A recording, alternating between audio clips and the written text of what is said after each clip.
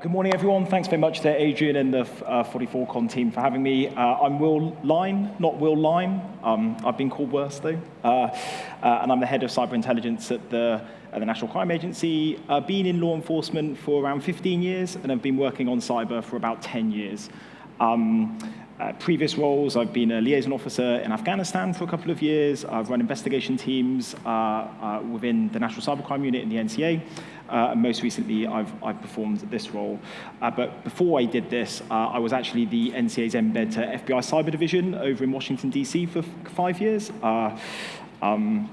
which was a really great and interesting experience. By my time in Washington, basically completely coincided with the Donald Trump presidency. So an interesting time to be in America and an interesting time to be in and around the FBI. So conscious, quite a lot of people may not have heard of us or what we do. Quite a funny story. When you're over in the US, you put the NCA into Google, you get the National Cheerleaders Association.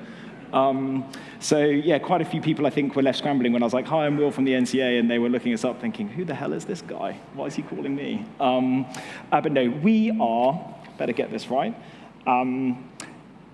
We were created about 10 years ago, and we've got two main functions as an organization. So we run our own investigations, and we support other investigations across UK law enforcement, and we provide an intelligence function that's predominantly about really understanding the SOC, serious organized crime threat to the UK. And we have a dedicated cyber team called the National Cybercrime Unit, the NCCU. And that leads the response to cybercrime, and it coordinates the national and the wider policing response to cybercrime as well. We're only about 250, 260 people, based predominantly here in London, in Birmingham, and in our hub up in the northwest. But we are focused on cybercrime. So yeah, that will be what we're going to run through today. So there's these pretty awful definitions we've got in government. They break it down into cyber dependent and cyber enabled. Cyber dependent is something you can only commit, a crime you can only commit with a computer. Cyber enabled is kind of like fraud, which is enabled by it. So we focus on that cyber dependent crime, as we'll see. So kind of how is the threat changing? What does it look like to us? So kind of in the past, even only about 10 years ago, I think that there were these quite clear delineations between different types of threat actors that we're seeing. You had the hacktivists, you had the organized criminals, you had hostile state actors, you had some lone wolves, and it was quite clear. The threats seemed to fit quite nicely into these small buckets. And the threat from cybercrime, it was all financially motivated. It was generally focused on individuals. It was about carding. It was about banking malware. All the targeting was kind of automatic or mass targeting. And the people that were doing this at the time were quite vertically integrated crime groups. So when I say vertically integrated, they look a little bit like the Sicilian mafia. You have a white cat stroking head of organized crime group and a group of people that effectively work within it. So closed group type operations. And they weren't massively sophisticated, actually, particularly in comparison to other cybercrime threats. But they could still make quite a lot of money, and they could obviously still be pretty impactful. But that's actually changed a lot. So, cybercrime, the predominant overwhelming kind of issue that we deal with is ransomware. So it is the most significant cybersecurity threat to the UK, and it's the most significant cybercrime threat to the UK, and it's actually a national security issue from a UK government perspective in its own right. You now see automatic and big game hunting from a targeting perspective. It's really sophisticated. Individuals are really quick to leverage vulnerabilities. MoveIt is a really good example of that.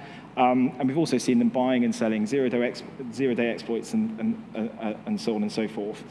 So the threats kind of change. It's no longer in these kind of stovepipes from my perspective. It actually kind of sits on this like spectrum. It's no longer black or white. Actually, everything from a threat perspective feels like it sits in this gray space now. So, what's the difference between some really sophisticated cyber-enabled fraud, where people might be getting onto networks and conducting payment diversion fraud? What's the difference between that and, for example, cyber intrusion that you then operationalize from a ransomware perspective? Lots of ransomware groups are making loads of money in Russia. They have connections to the Russian state. So how does that blend in? How do you delineate that? It gets really difficult. So I like to think of it as this blended or this spectrum type threat, and there's loads of overlaps. But yeah, ransomware is our predominant focus. What do I want to say here? Yeah, it's predominantly Russian speaking, and the most significant threat actors are still based in Russia. So kind of how has this threat changed? Why has this threat changed so much? So Here's the answer from my perspective. Does anyone know what that is? Anyone got the full name?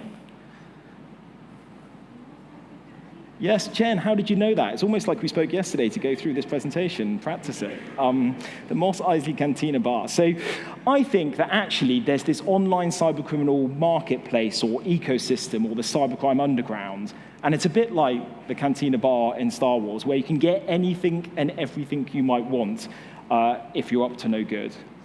So I like to call it this ecosystem, and it's this ecosystem online now that really supports and enables the cybercriminal business model.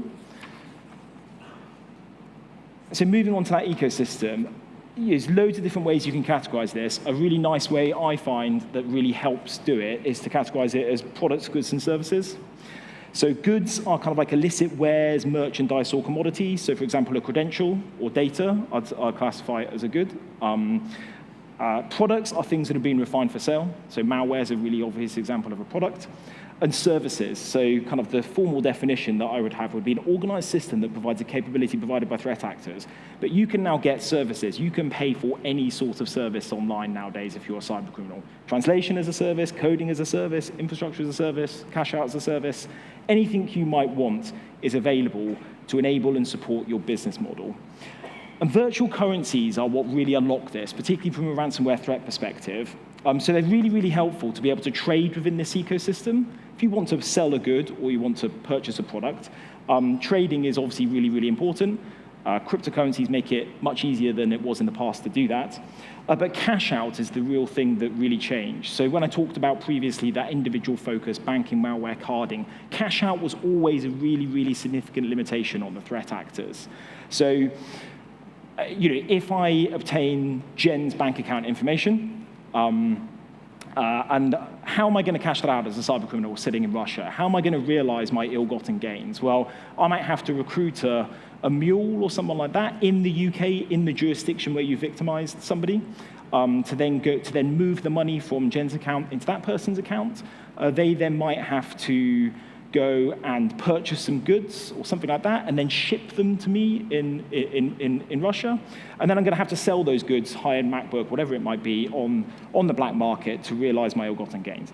That's a real pain to do. You have to have lots of people, you have to have a network, you have to trust them, and everyone has to take their cut. So you are losing 60, 70, 80% of your profit in that process. Cryptocurrencies, ransomware, ransom payment, you can realize or receive 99.5% of your ransom payment virtually instantaneously. It's really cheap, and it's pretty low risk. So that is the thing that unlocked this and made this easy. There's no kind of like banking limits. That means there's no banks spotting mule accounts. There's no limits to the amount of money you can move in an account a particular day. All of that stuff gone. So that's what really blew this open. So something like ransomware is a symptom of this online cybercriminal ecosystem as opposed to the root cause. It created the conditions for something like ransomware to come along. And this ecosystem does two broad things. It lowers the barrier of entry to get into cybercrime. So in the past, you needed to probably be a native Russian speaker. You needed to have been on some cybercriminal forums for a period of time. You might have had to have had some kind of like kudos or status in those forums. You would need to be vouched into them.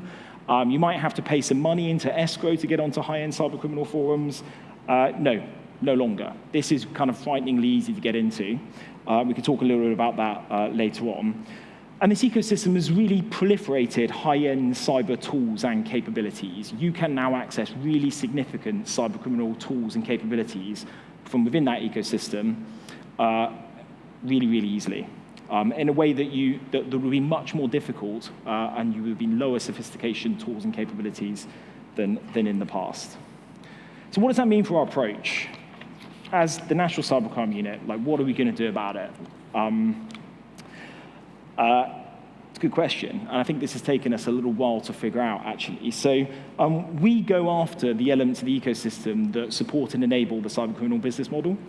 So we used to go after the different malware variants back in 2020, 2021. There was probably only around 8, maybe a dozen ransomware variants that were victimizing people in the UK at any one point in time. I'm like, yeah, we've got 260 people. We can kind of track that. That'll be okay. Now there's kind of 70, 80 different variants. And that's too many to track. And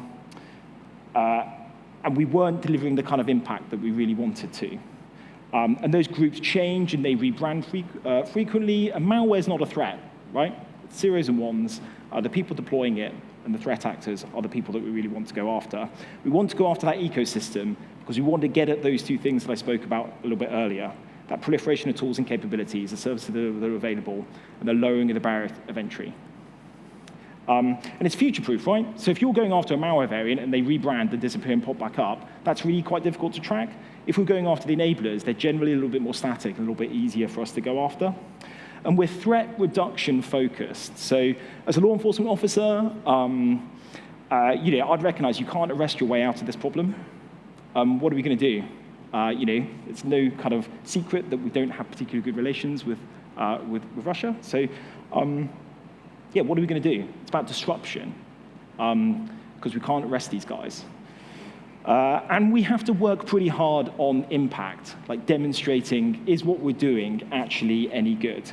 And we need some pace and scale in that. We can't just deliver an operation once a year. So we've got to be agile, we've got to be innovative, but we really want to be collaborative.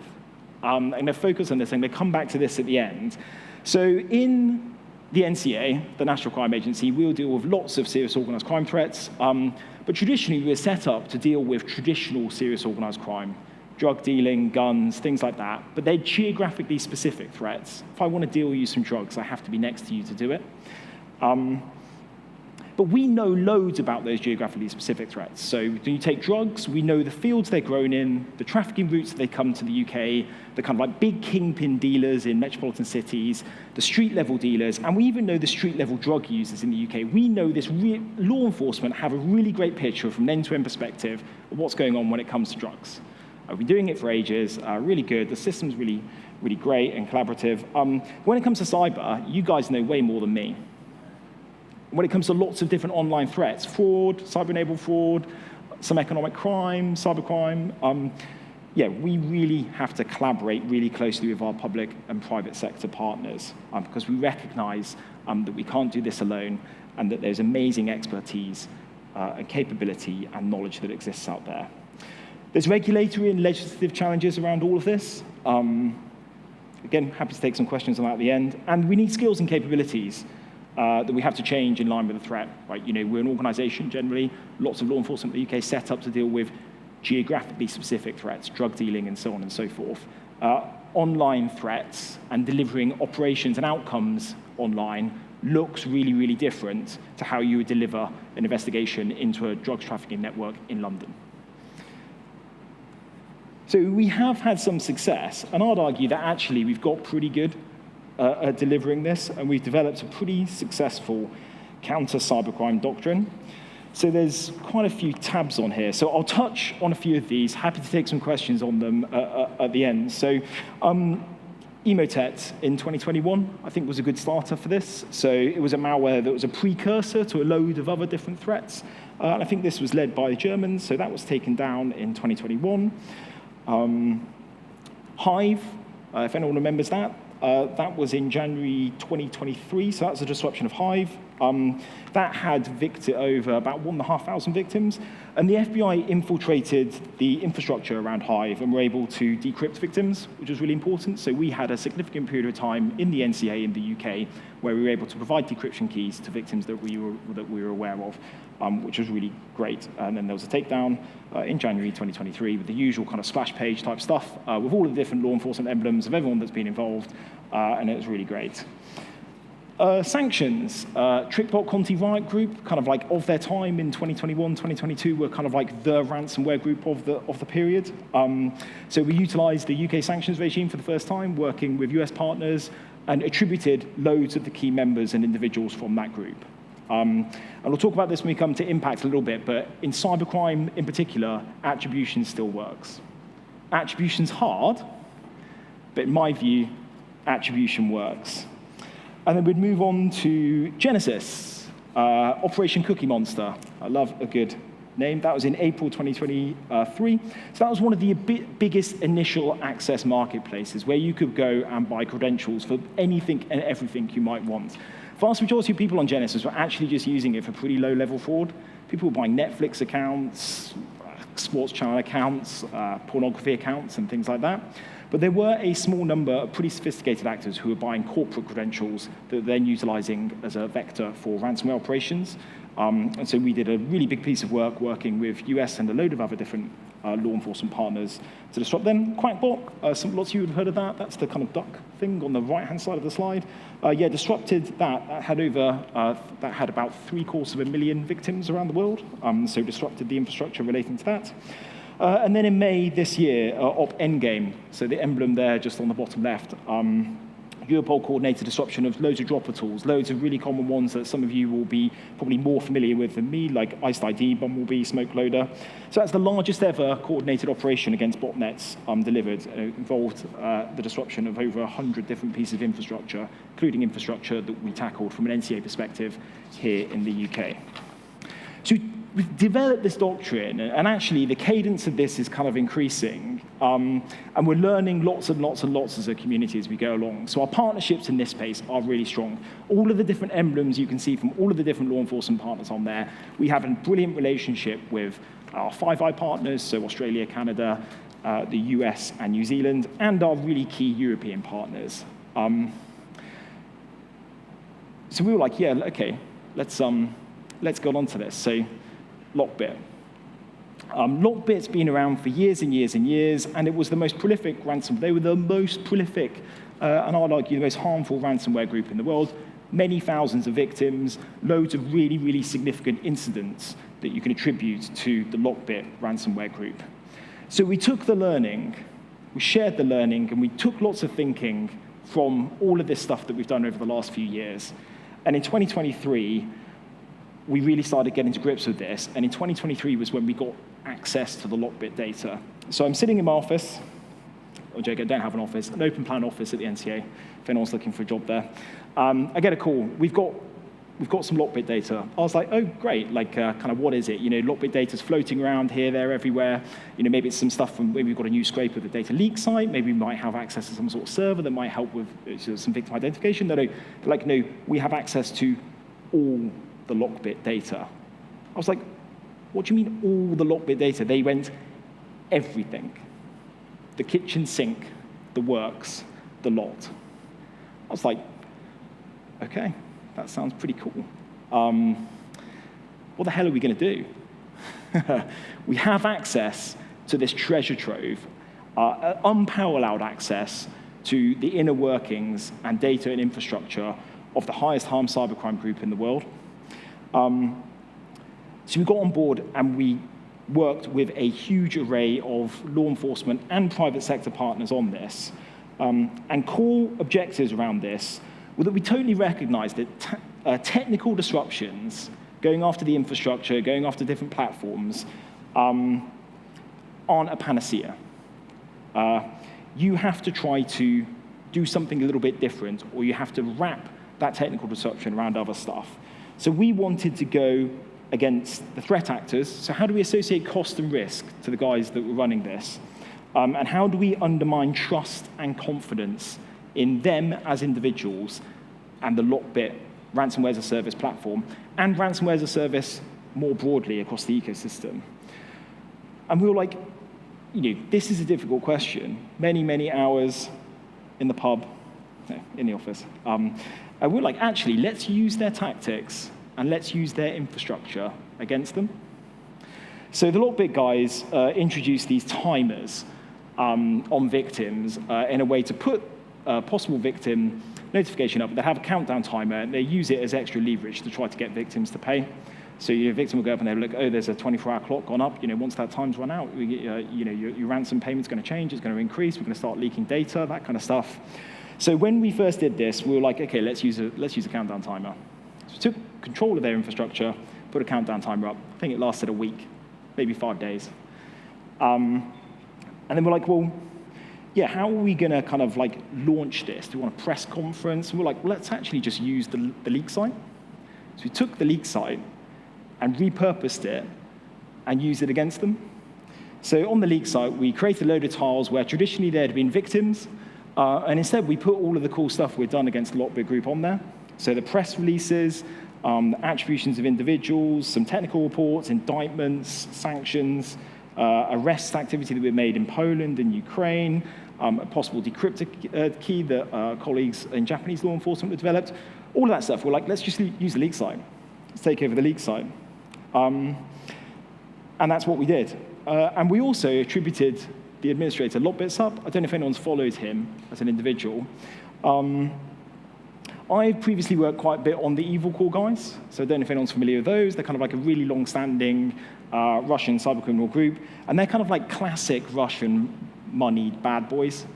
They drive around in Lamborghinis. There's pictures of them with kind of like pet tigers. There's pictures of them taking loads of drugs. Yeah, they live the life. They're general proof that money can buy you lots of things, but it definitely can't buy you taste. And when we got this guy, he's kind of like this, he's a different type of character. He's there, he kind of loves his guns, he loves getting in the gym. And so, yeah, the attribution of him, when we first had it, I was like, is this right? Like, I think Adrian mentioned a little bit earlier, like stealth wealth.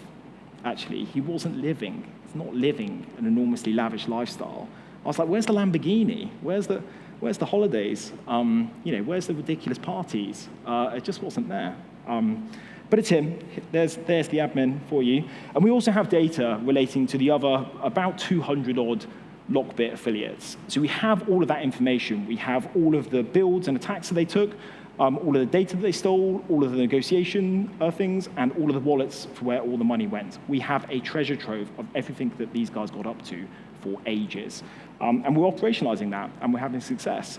Really interesting story. So we recognized that actually when we took control of the infrastructure and we put this up, affiliates would try to log in to the panel. Right? This is where you run your kind of attacks from. So we were like, well, we can see them doing this, so let's just send them a message. Because they're probably thinking, like, what the hell's going on? What's the countdown timer clock all about? So the lead for this guy called Gavin was sitting on the tube on the way into the office. We're like, what the heck, what should we say to them? And he was like, I know what to say. He was like, thanks to Lockbitsup and all of your friends, the NCA and our international partners have taken over this infrastructure. You'll be hearing from us very soon. Have a nice day. Brilliant. Nothing like a vindictive message against all those affiliates. And there's more to come on this. That is just the start. We're operationalizing a treasure trove of data in a way that we've never had before. And loads of learning that comes from it. We have all of the negotiations, the fact that when people paid ransoms and were like, yeah, we've deleted your data, guess what, guys?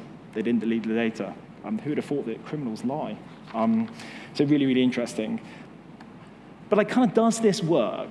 I think it's a really interesting question. So how would you measure things like cost and risk and undermining trust and confidence? How do you measure how someone's feeling? How do you try to get inside their head? We have to look at kind of what they're doing and monitor their actions. But the measurement effect is really difficult. For us as a law enforcement organization that traditionally arrests people and they get sentenced and they get thrown in prison, this is really different. And that's really, really challenging. You have the kind of this is whack-a-mole. Has that Lockbit actually gone away? But actually, we think that been monitoring this really closely. Lockbit has tried to rebuild in some way, shape, or form, but we think that we've actually widely and really significantly disrupted Lockbit. The threat posed by them has decreased really significantly, and loads of affiliates have left. And we've increased public awareness and confidence and increased victim engagement. But it's really interesting. I'm actually really interested in what people think on this. How can we be clever around this measurement effect? Did it work? Did it not work? What's the learning so that we can take this into what we might do next? It's a challenge. When you go back to something like Cookie Monster and Genesis, what's the effect of taking a load of access credentials out of the hands of threat actors? How do you prove the negative? How do you prove the attacks that didn't happen? So that's really hard. So I'm really interested in what everyone thinks in the room and what your guys' thoughts on it all might be. I guess I'll just touch on the future. So the future of the threat. So the ecosystem itself, this kind of collection of products, goods, services, Yeah, I think they're in a bit of a post-truth era in it all at the moment, actually. There's this loss of trust and confidence in centralized platforms, big centralized platforms where people go. That's because criminals like doing exit scams on each other, and there's a couple of high-profile exit scams. A ransomware group like Black Cat did one. There's the disruptions like Lockbit. There's that cadence of kind of like significant law enforcement disruptions that we kind of went through. So, you're painting a target on your back if you go into these big centralized platforms. And it's resulted in a bit of a fragmentation of that ecosystem, particularly from a ransomware perspective. There's more ransomware groups than ever. So there's this fragmentation, loads of different groups, and a big stretch within that, the level of sophistication or the quality of those groups. So you have some real kind of like no-hopers at one end, and you have some really sophisticated threat actors who've been doing this for quite a long time at the other. That creates quite a lot of tension internally within that ransomware ecosystem, because the guys that don't know what they're doing undermine the business model for lots of other people. So there's lots of squabbling that goes on. It's really great for us. It's an opportunity for us to exploit it. But I also think we're seeing a gradual shift away from Russia as a locus of ransomware, and it is gradual. So this isn't kind of like, ransomware isn't predominantly Russian anymore. It definitely is. But we are starting to see the scattered spider type individuals who, for example, might be members of what's called the COM, who are based in other jurisdictions. We've seen ransomware groups from the global south. We've seen ransomware groups from places like Turkey. So I think there is a slight gradual shift. I think that is enabled and empowered by that ecosystem where it's lowered the barrier of entry quite significantly. And there's the availability of these sophisticated tools and capabilities. So the future of the response, I think that shift of the locus presents a new challenge. So this counter-cyber, counter-ransomware doctrine that we developed, I think might not work or isn't applicable to some of those individuals that are based in different jurisdictions. But we've got to continue the fight, continue to keep up, we've got to keep learning, and we've got to keep collaborating. So we really want to collaborate. And I totally appreciate that law enforcement can sometimes be not very good at this. Traditionally, if you're working on a drugs investigation, I don't need to go and speak to people in the private sector about what's going on. I don't need to go and ask somebody about the different cocaine trafficking routes into the UK, because you're actually pretty confident in your own picture. So it's a big cultural mindset shift for us working in this online space where we need to collaborate more. I think we're getting better. I think we are getting better. But we are on the same team, and we really do want to collaborate. So please, I'm going to be around for a big chunk of today. Feel free to ask me a question now, or there's a email address that partners can come into there. That more than happy to take contact that way as well. That's it.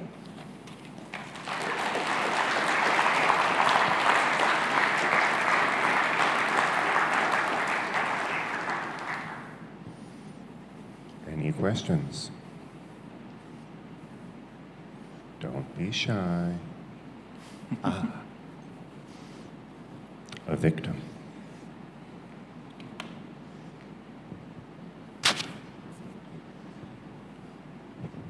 Thank you for the talk. So my question is NCA doing anything regarding the role that Apple and Google Pay are playing in carding crimes?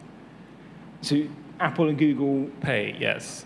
So when criminals get the credit card details, they quite often put them into their Apple or Google Pay account and use it on the POS machine. And that's one of the pretty prolific ways for them to capitalize on the stolen credentials. Not that I'm aware of, but generally the people that would deal with that within the NCA would be the people working on National Economic Crime Center. So that we'd put the kind of carding type activity nowadays would be dealt with by kind of like a different team within the NCA. So not really something that I could massively talk to. So I won't give a duff answer.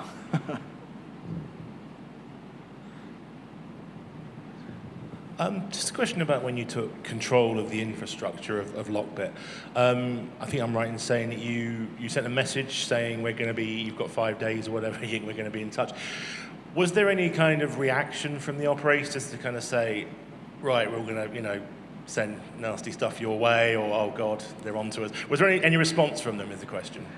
Yeah, so I think we've monitored really closely for reflections of what's gone on, because we really want to understand the kind of the impact and the measurement effect of what's worked. But actually, I think that some of what we've seen is we have got under the skin in some respects of some of the individuals that are running this and some of the affiliates that were definitely part of it.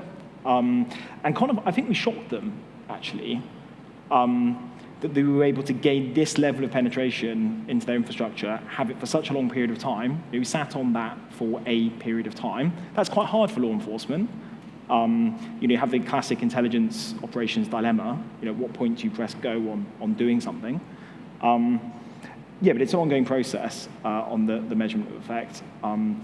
But yeah, we're pretty confident in our assessment, and we want to do something publicly and put out something publicly around what we think from an assessment perspective, the kind of like impact has been. Does that answer the question? No, there wasn't any sort of like back and forth kind of argument or anything like that, or kind of like effing and blinding and stuff like that, unfortunately. From left field. Yeah, so you've talked a bunch about Russian government-backed groups in the past. How about the Chinese-backed criminal groups? Because that's really interesting. Yeah, I think that is interesting. We just kind of, we're not seeing it lots at the moment. Predominantly we are focusing our resource and effort where we see the most significant threat and the highest harm risk that comes to the UK and the public, and that's ransomware, and it is overwhelmingly Russian-speaking, with the key threat actors based in Russia. That's changing a little bit. I thought it was interesting, some of the targeting we saw from Lockbit with some Chinese victims, I thought was quite interesting. But yeah, we're generally not seeing a really massive cybercrime threat in the way that we would define it. So I'm not talking about fraud and things like that from China at the moment.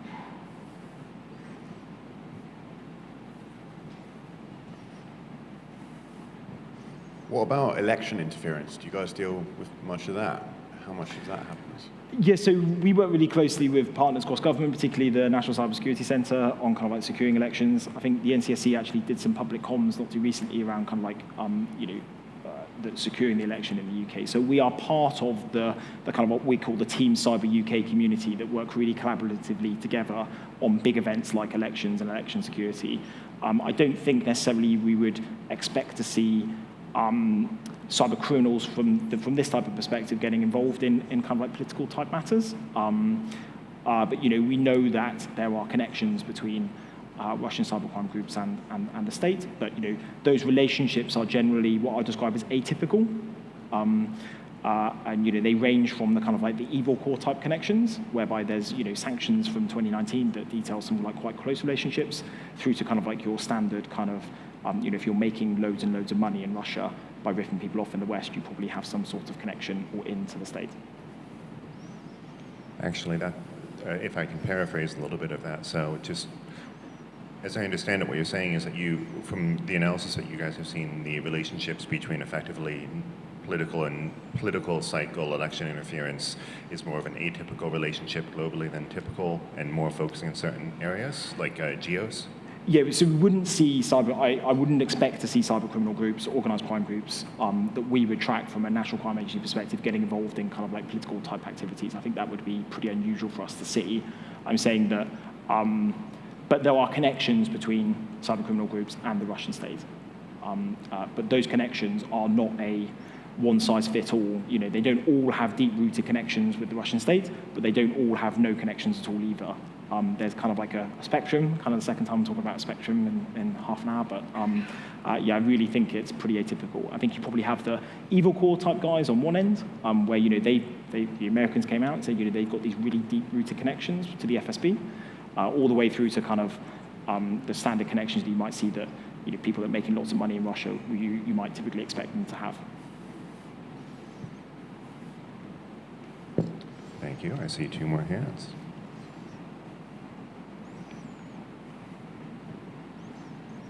Everyone gets to watch me walk around.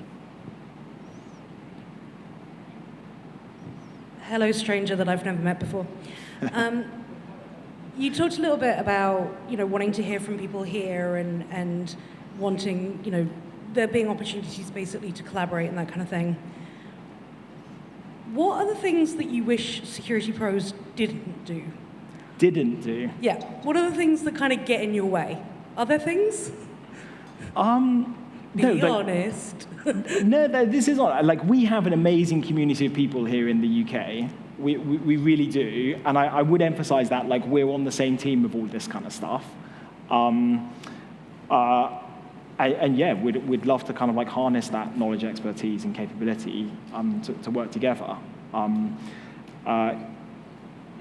Yeah, off the top of my head, you know, I can't see any enormous blockers to kind of like that exist within the community to that happening. But talk and engage. I think, where there's common overlap and where there's kind of like real opportunity to do something. I think, within reason, we're really happy to kind of like go for it. I think we've demonstrated that, there's industry partners who were on the leak site for Lockbit, who worked with us on the takedown. So yeah, we're doing it, we're getting better. That would be kind of like almost inconceivable kind of 10 years ago. So it's a slow process, and we are not perfect at this. We want collaboration probably that goes a little bit further nowadays than just a conversation about which way the wind's blowing in cyber. Yeah, we want to go a little bit further than that nowadays. Hi there. I read somewhere that there's a large percentage of ransomware incidents that don't get reported to police forces, the crime agencies. How do you change that? Yeah, really good question. So I think operations like Hive and operations like Lockbit, where we had access to the data and we had access to keys that we can potentially help you with, are really helpful. Because if we don't know that you're a victim, or you don't want to cooperate or engage with us as a victim, we can't provide you any help or service at all. Reporting, I think, is really important. And I totally get why people may not want to report. It's a business decision at the end of the day. You're not forced to report other crimes in the UK, so why should you necessarily be forced to report cybercrime? But it's enormously helpful for us as a law enforcement organisation. When I'm talking about there's 50, 60, 70 ransomware variants at any one point in time targeting the UK, how are we going to know which ones we might want to go after? If we don't have our kind of finger on the pulse of what the victimization is in the UK. So I always go back to my kind of like bike analogy. Don't know if anyone lives in London, if you ever locked your bike up outside tube station route at the pub and it gets nicked. You're probably like, well, what's the point of me reporting this? I'm probably not going to get my bike back. It's not going to be massive. There's going to be a huge investigation by the police into it. But actually, if enough people are reporting that, we understand where the hotspots are. We can put measures and interventions in place and target the measures and interventions and put our resources in the right place to try to stop that happening and try to get a handle and understanding of it all. It's a little bit the same with ransomware. So I know there are debates on kind of like reporting and things like that. But yeah, for us, I would just really strongly encourage any ransomware victims to come in and report. There's a portal. It's run by the NCSC. It kind of like signposts you to the different to kind of like the support that may be available from a government perspective to you if you are victims. So I don't know what that is, but the industry team there will definitely be able to signpost people if that's helpful. Does that answer the question?